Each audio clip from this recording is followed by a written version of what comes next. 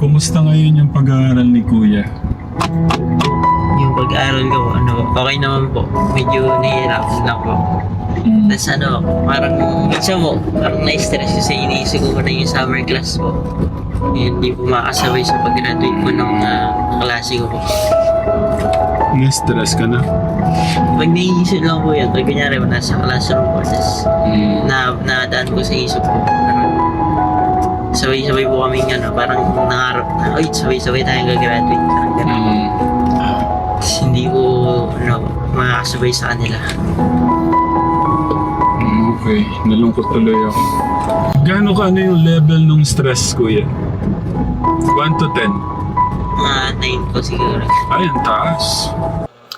So yun po guys, stop po muna natin. So just a heads up lamang po, in this video is pag-uusapan po natin itong isa po sa topic na napag-usapan nila Luis tsaka ni Tatay Tekram nung papunta nga po sila sa pamilya ni Luis sa Nueva Ecija.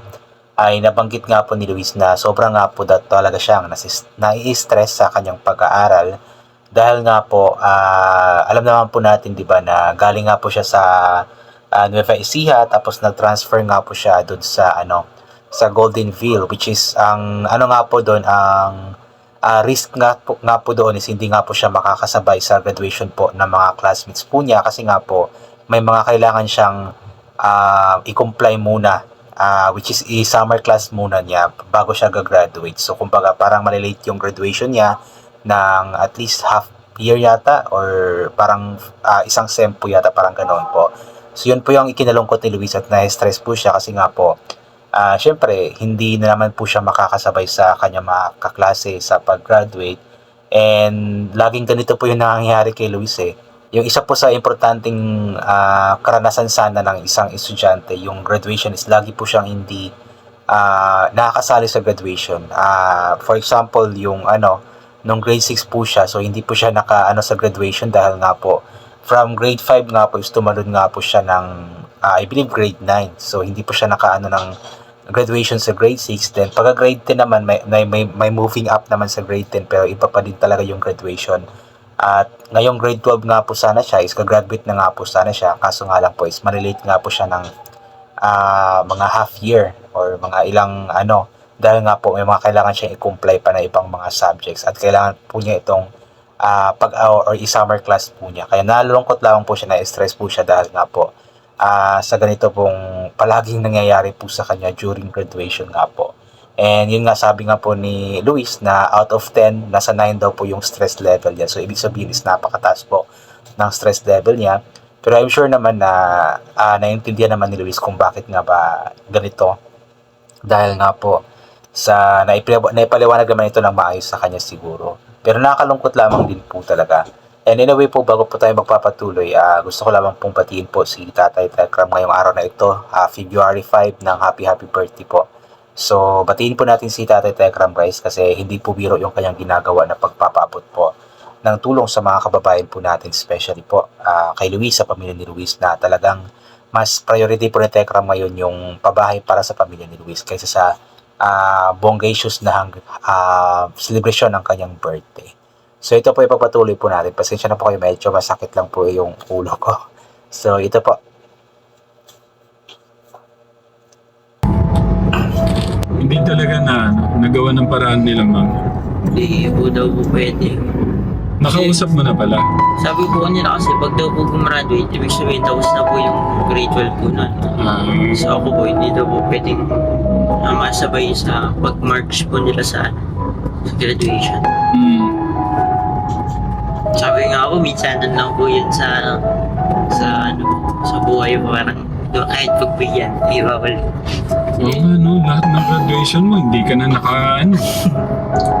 Yun nga po yung sinasabi ko, lahat ng graduation ni Luis sa elementary, hindi po siya naka-attend ng graduation dahil nga po tumalon po siya from grade 5 to grade 9. Then ngayong grade 12 naman po, hindi na naman po siya makakasabay sa graduation. Although gagraduate naman po siya, pero malilate nga lang po yung kanyang graduation. At yun nga po, parang nasa protocol, nasa kumbaga requirement po kasi ito na ganoon po yung dapat na gawin. Bago siya gagraduate, kailangan mo na i-comply lahat ng mga kailangan niya i-comply ng mga subjects bago siya gagraduate. So, nakakalungkot man, pero siguro parang ganoon po yung mangyayari. Gagraduate siya pero hindi siya mag-March kasi nga po kung malilate siya ng half year, so wala namang graduation siguro ng half year, di ba? Kasi magsa-start naman ang taon ng, ang school year ng June din, mag-e-end ng March or April. So, April or March po yung graduation. So, kung malilate po si Luis ng half years, wala siya makakasabay sa graduation. Mahirap naman ang mag-March siya mag-isa sa stage dahil nga gusto yung graduate, diba? So anyway, yun, kailangan pagsikapan na lamang ni Luis ito. Then pagdating sa college, talagang siguraduhin na lang na makaka-March na nga po siya during graduation.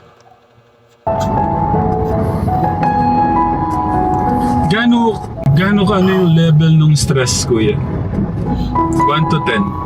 Mga 9 po siguro. Ay, ang taas. Taas nga. Oo nga, no?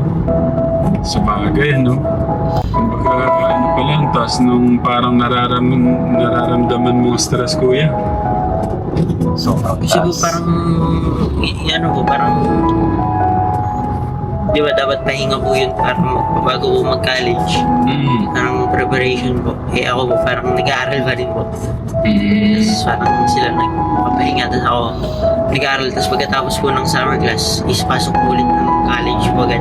Ganun pala.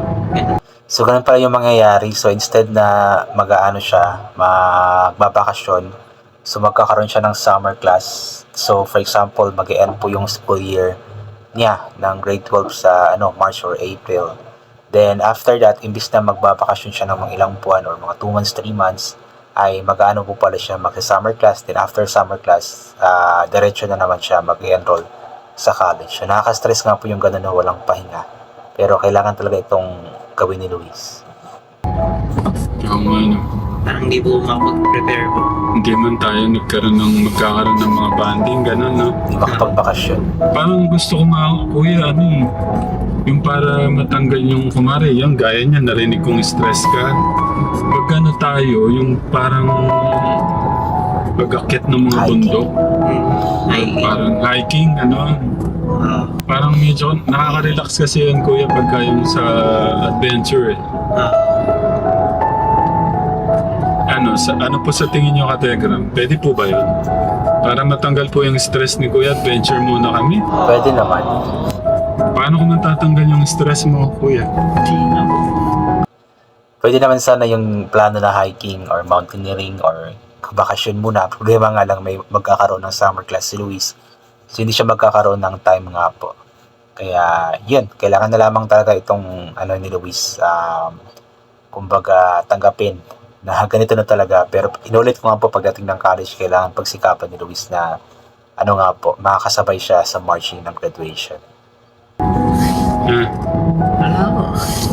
Tell me what you want.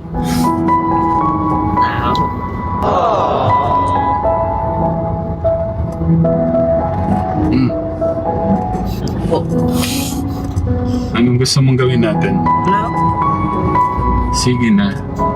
Okay lang po. I insist. Tell me. Tell me and then I will give it to you. English na. Parang bilang regalo ko sa sarili ko, yan mo. What is it? What is it? Wala po. Sige na. Wala nga po. Excited ako na i-grant yun. Wala po. Di naman po wala. Si Luis kasi siya po yung klase ng tao or bata na talagang hindi demanding. Kahit na sabihan mo siya na anong gusto mo, ibibigay ko ganito, ganyan. Talagang hindi po siya nag-demand, hindi po siya nagre-request. Nag-aantay lamang siya na may ibibigay sa kanya, nag-aantay siya na ganito ang gagawin sa kanya. Pero yung siya yung mag-request, hindi po siya ganong klaseng bata. Yan na. What is it? What is it? Tell me na. Wala nga po. Baka may request ka. Alam mo. Mahilig sa ano ba? Sige na. Don't be shy, kuya.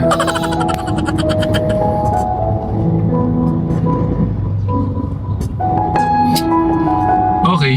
Sige, dahil ayaw mo magsalita.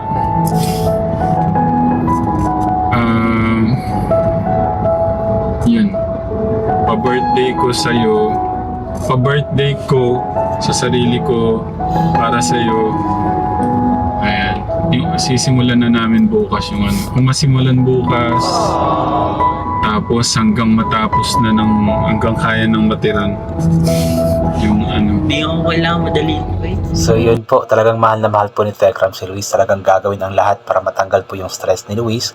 At alam ko na isa din po sa nagpapastress kay Luis yung nangyari nga po sa kanyang pamilya. So malaking bagay din po yung ginawa ni Tekram na pinasimulan na nga po yung bahay ng kanyang pamilya, ng pamilya ni Luis dahil nga po na makakabawas na rin po ito sa stress ni Luis. Ayan. So yun po, I think hanggang dito na lamang po muna ito. God bless po and bye for now po.